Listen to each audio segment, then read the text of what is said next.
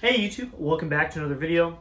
I've been planning to do this for a while and I think I have a little bit of time right now, so I'll at least get started. I'm going to review every instrument that I own and assume that I don't forget any. I might have to check my spreadsheet.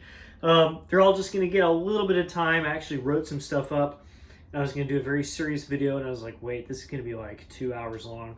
I don't have time for that. You don't have time for that. So here we go. Banging through all my horns, one by one, as fast as I can. Go! Up first, my Bach Model 440 bass trumpet in B flat, 3 valves. I use currently a Bach New York 14D mouthpiece. Really small mouthpiece, but it matches perfectly.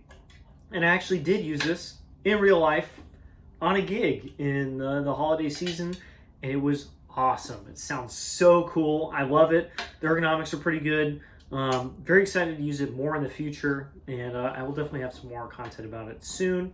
Very good horn, and it will not be replaced by anything except for a top-of-the-line Lech or Tyne bass trumpet in C. Until then, I'm going to play some more of this, but maybe not a ton. Here's my King 3BF. We've seen this horn a lot. I've used it a lot. I've owned it for several years now. I just got a new slide for it. Got a used slide. You can see it's got none of that orange lacquer on it. And it plays better than my other slide, but it has way worse action. So I have a slide that moves really well and doesn't play super great, and a slide that plays better and doesn't move super great. I need to fix that by making this one play better. I played this horn with my other slide a lot over the holidays and over 2024 in general, and I still love it. It just doesn't play as well as some of my friends' 3BFs. So hopefully this gets a little bit of an upgrade. This is my just kind of general use beater trombone that gets used for a ton of things. Not going to be replaced. Here's my Yamaha 8130 custom bass trombone, Japan only model. Here it is. It's great. It's got a gold bell. I'm using my Shire's 1 1/4 MD mouthpiece, which I think is the best match I've found so far. It does make the horn even a little bit brighter and poppier than it used to be. I used it on a kind of like pop orchestra thing over the holidays, and it was okay, but I do feel like maybe my Bach would have been a better choice. So it feels like using this mouthpiece does make it great to play, but it kind of scoots it even more just into commercial only kind of playing. I love it. I honestly don't know what I would replace it with. So for now, it sticks around. Here's my Y-Fort YSL600G. I'm just going to make sure that's correct. Yes, it is. I actually remembered. This is my Chinese tenor trombone with a screw bell, and I've used it a lot this year. I played an audition on it after deciding it was my most kind of best large tenor trombone, and I also used it to play second on a gig over a few days, and just kind of beasted it in every scenario. It's not perfect. There's a little tiny quibbles I will talk about in kind of a full review of this after having had it for like a year and a half. But it's really good, and I think I've convinced at least one, if not several other people to buy the same instrument because it is that good. It's very, very good, and it's not going to get replaced by anything because I don't know what would even come close for the price that it costs. Here we have my M&W Bach 50. I don't think it is a 929. That's the M&W model. This is a Bach 50 that's got M&W valves.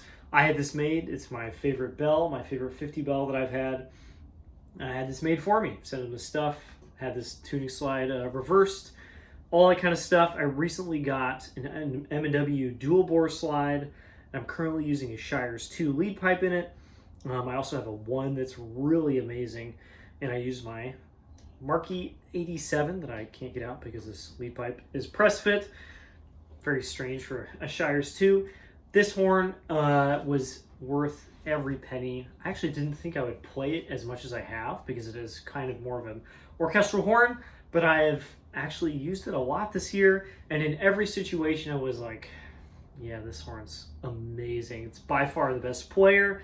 It sounds great. It really fits into a lot of sections. It sounds really good with the tuba. It's not going anywhere. This is my BNS Ms27 SRO. Yes, I got all that correct, looking at the bell. I love this horn. This is my German-ish style horn, just a totally different sound than anything else that I have. I finally, I think, landed on a mouthpiece with my Hammond 20BL, my former commercial mouthpiece, but it just kind of rounds this horn out, makes everything a bit more even. I've used it in a bunch of settings this year because I like it for a bit smaller orchestra stuff or chamber settings. I feel like I can kind of dial back and still a lot of color, and I get so many compliments on my sound. It's still just kind of annoying to deal with. It's not the easiest horn to play. The B that I played at the beginning of this video, I had to do like 20 takes to just get a nice clean one. But when I do, it sounds so good. So for now, this sticks around. It would only get replaced if I managed to get like a tine or a latch or a Leuchter German style bass. That would be even a little more German and maybe a little easier to play. But those cost a ton more money. So for now, this sticks around. This is my Lech SL600 Seas model contrabass trombone. I assume Seas is like a German bass trombone player. He's got like 2 or 3 models with Lech, and then I swear I've seen another brand with his name on it too, but I've never heard of this guy. His name appears on stuff. Anyway, this is my best instrument. This is my coolest instrument. This is my favorite instrument. My contra in German tuning F/D/B flat. I don't get to play it much, but I did get to play it in real life this year, and it was such a blast to finally get to do it on some kind of hard stuff too. I got a new grip for it. I'm using the same mouthpiece, Greg Black CBM with a Doug Elliott rim on it, and honestly there's not a lot I would change about this except that I would like to play it more. And to replace it would mean someone invents an even better contra that I don't think exists. None of the other ones are as good as this. This is sticking around. This is my Bach Corporation 50BG. That is just barely a Corporation and not a Mount Vernon. We've got the underslung lever. We've got the weird tuning slide arrangement with a way too long of legs. There's several things that kind of give it away. I honestly forgot that I own this. I just opened up the case that this is in, and I was like, oh yeah, this exists. I don't know what to do with this, just like I don't know what to do with a couple of my other horns that we're going to talk about later. It's so cool. It actually plays really well, but it's flat because it hasn't been cut yet, and it's a single. So I don't know. Maybe I put another couple valves on here and I make a really cool double valve bass trombone, but I already have 3 of those that I love. I don't necessarily need another one, and I don't necessarily want to do that to sell it. That seems like a lot of work. So, shrug. I got nothing. I don't think I'm going to use it because it's flat and it's a single. So, for now, it sits in a case. I got nothing. This is my King 1485 that I have put so much effort into because I want it to be amazing. You can see I've got counterweight on here. I've got my Neotech on here. I have a 4B slide that I bought just for this. And I also have a lead pipe. This is a Getzen 4047 lead pipe, I think, that actually doesn't fit for some reason, but it kind of does. It just doesn't thread. And it keeps getting better. It keeps getting better. It's just not to the point where it's like a useful instrument yet, because why would it be a useful instrument? It's a small bass trombone with only 1 valve. So again, this is one that I kind of have plans for. I would love to make it a double of some sort. Maybe it gets a couple valves and I can change the bell out for like a 50 bell or something. I really have no idea. I want this to be a thing because when it works and you have the right mouthpiece match and everything, it sounds so cool. It's got that middle, that tweener sound, kind of Bach 45 thing. And it sounds so good. Just right now, it's not good enough to actually use. This horn's also just a little bit long, so it's just barely up to pitch. So I don't feel really comfortable taking it places. This one is going to stick around. We'll see for how long. Maybe I do something with it. Maybe I don't. This is my Bach LT2. This means it has the lightweight slide, so the normal slide, and it's 500 bore. I got this really cheap and I kind of like it. The slide was in horrible shape when I got it, but this is actually totally dry, even with a bunch of chrome loss. Right? This says chrome loss? I thought it did. Maybe it doesn't. Even with a bunch of kind of like stuff on the slide, it feels great, and it honestly plays really well. It's got a bit of that Bach quirkiness to it, but it also has a Bach character. I love the fronts of the notes. I don't have a lot of use for it. It's just a straight tenor, and I don't use those very often. I have two horns with valves that kind of do that for me. So this, question mark. It's not worth a ton of money. Like, I feel like maybe a few $100 from the right buyer, but it's kind of a beater, and I feel like that means I'm just gonna keep it. Why not? This one does not take up a lot of space. It is good. It's not like a bad horn, which I would just get rid of. So I might just keep it around. This is my Bach 42R, but also with a Shire's Greenhoe valve, an original one, and an Edwards TCBN slide. This is the first horn that I actually think I'm going to sell. I love this thing. It is so cool. I love the sound I get out of it. I can adapt my playing to it. It is just a little bit different than my other horns. But I just don't think I'm actually going to use it in real life. I've used it a ton to play like duets and quartets and other little chamber things, and it just feels awesome in those settings. I love the dense, cool sound that I get out of it. I can kind of play all the ranges. I like the high range. The low range is cool too. It's not worth keeping a horn that I only use to play with friends when it's worth kind of a lot of money. So I think I'm going to sell this. I'll probably list it soon. This is a dream horn that I've wanted for a long time, and I feel like I got what I wanted out of it, and now I can let it go. So I'm not going to regret it a ton. It just sucks to let go of a horn that is just so neat. Again, if I can't use it in real life, like regularly, and it's worth this much money, it's kind of got to go. Here's my Yamaha, totally forgot the model, 851. Yes, 851. That's a straight large bore tenor. And of course, in typical Yamaha style, this is a dual bore 530. I measured it, and it's not 525. No, it is 525, 551, so not a 547, with an F attachment in the tuning slide. Super weird horn. And I kind of like it. Like, I got it because it was very cheap, and it's just very quirky. I like quirky horns.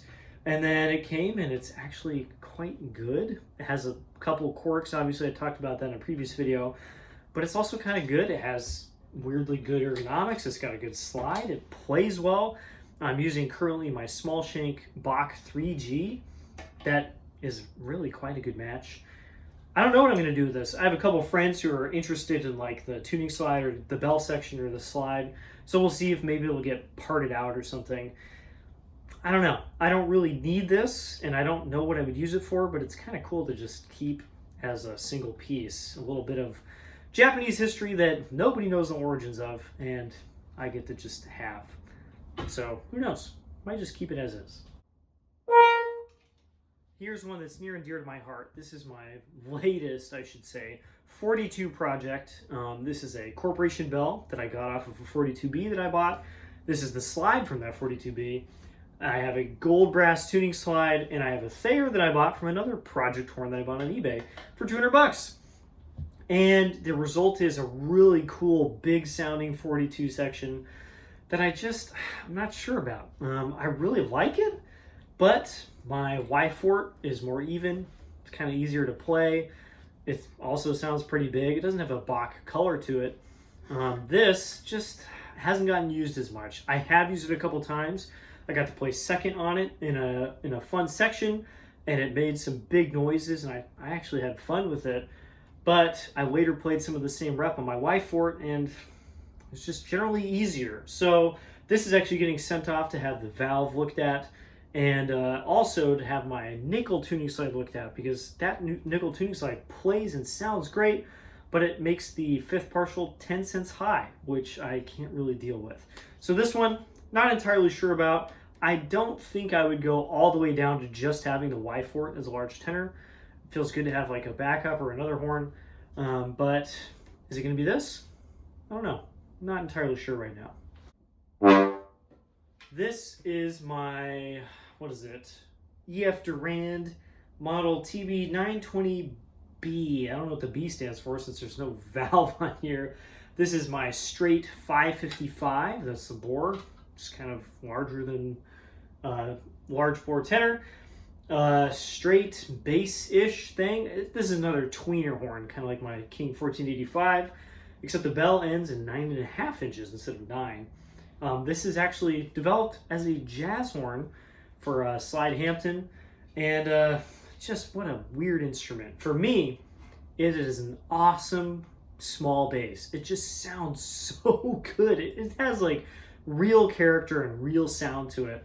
I have used it, but not this year. I literally didn't play it for like 11 months or something, and I got it out the other day because I cleaned all my slides. And I played it a bunch, and I actually had a lot of fun playing it. It just sucks because it doesn't have a valve at all. It's not even a single. It's a nothing.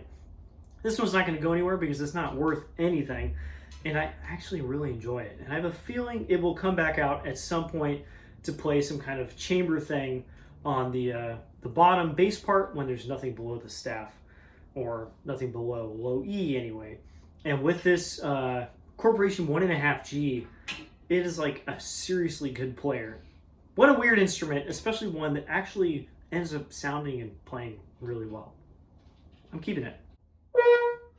That was probably extremely sharp because this has no tuning slot. This is my Kiev 1948 N56. That N is in Cyrillic, so I don't actually know what it says. This is my horn from Ukraine.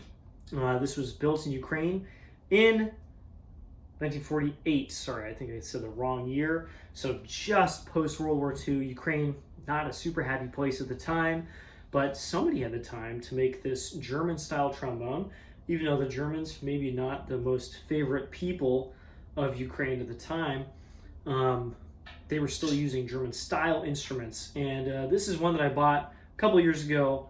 I think it's super cool. Is it useful? Absolutely not. It fits kind of like in between a large shank and a medium shank. A large shank goes in kind of like halfway, and it doesn't play super well.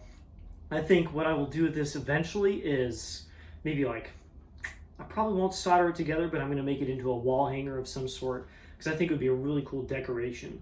And it doesn't necessarily need to be made into a playing trombone. I just think it's neat. This is my Canol 902 cc tuba, a little 3/4 C, and it is quite small. It's hard to get across just how small this is, especially down here at the bell stem. I can like almost wrap my hand around it. That is like 3/4 F tuba sized, and this is a C, so it's a fourth below that. I played this a lot this year, not necessarily on gigs, but just getting used to playing tuba, and especially getting used to playing C tuba. I did have to cram this holiday season because I did play a gig on it, and had to learn a bunch of music and read in C and play it standing up. I have a tuba strap I can use with this, and despite it being one of the hardest things I've ever done, it actually sounded great. I watched the video and I was like, oh, that horn sounds really good. I have made a couple videos with the horn in here, and it always sounds awful. It sounds super bright and just kind of nasty. I'm sure some of that's me, but it's really just the space. The ceiling is like just outside of my fingertips range, and like a tuba being recorded with a phone, just not going to sound good. I like this horn a lot, and I'm selling it to a friend because I got a new tuba.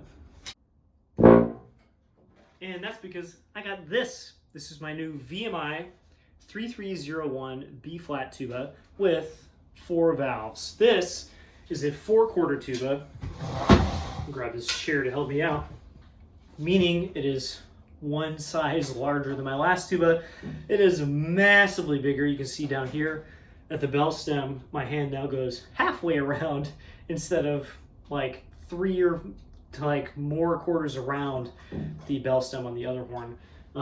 It's a big boy. This is in B flat and not C. I would kind of prefer to keep a C because I was kind of getting used to it, but I grew up on B flat, and reading B flat is just so much easier for my poor brain when I'm playing a double like this. I will obviously have a full video on my new horn, which is honestly just a rebranded BNS. So I now have two BNS instruments. Really like this thing. I actually played it a lot in the last few days. I got it in 2025, so it is not a 24 instrument, but it is extremely good, and I'm very excited to have like a real big tuba. This is my Yamaha YP842 custom euphonium. I actually have 3 Yamaha custom instruments. I think that's kind of cool. This is my euphonium. I've had it since 2007. This is by far my oldest instrument that I've owned continuously, and I played it a lot in 2024 for some reason, and I will continue to do the same thing in 2025. I actually plan on putting some time in and getting better at fingers. I'm not really happy with my finger technique, getting around the instrument. I can make things work, but it could just be a lot better. So I'm going to try and actually do that, and euphonium is probably the best place to approach that from, and this is what I'm going to be playing. This will not get replaced probably ever. The only thing I would replace it with would be like an 80s Hirschbrenner, which is a completely different kind of instrument, but is kind of harkening back to my old days. I would love one of those, but I don't see myself getting one, and for now, this will definitely suffice. It's a great horn. This is my pocket trumpet. What is this? It's an Allur. There we go. Actually forgot. In black nickel, or I guess just black lacquer. And not gold plated, but just kind of lacquered brass accents. There's the other side of it. I've had this, if you're an OG fan, you remember, since Christmas 2012 or 2013. A long time. I've actually had this for maybe the second longest time of any of my instruments. It might be third. And I have no plans on getting rid of it because someone very special got it for me. And also, it's not worth any money. It's very fun to just have around. And this is the second time I've gotten it out since like 2021 or something. I don't know. I don't actually play this. It's just fun to know that I have it. And it will not go anywhere because eventually it'll probably become sort of decoration. No reason to get rid of it. And it's got some sentimental value. It's my little baby pocket trumpet. This is my Yamaha 301 MS marching baritone. This is not the one that I marched when I marched a drum corps, but it is the same model, and I don't know, from around the same time period. It doesn't really matter, mid-2000s. I have no reason to get rid of this, but I actually didn't use it at all in 2024. I have used it to teach in the past. It's a nice thing to use to teach marching bands, euphonium sections, that kind of a thing. And I just didn't actually get to use it. This is the first time I think it's been down in like a year to year and a half. And of course, I get it down, valves work. They always do. Something about these valves is so cool. I really wish my euphonium was like this, but the valves always work on this. First valve slide, not so much. Needs to be given some TLC. Of course, got my Hammond 12L mouthpiece that I used for 2 of the years that I marched. That's done a couple seasons.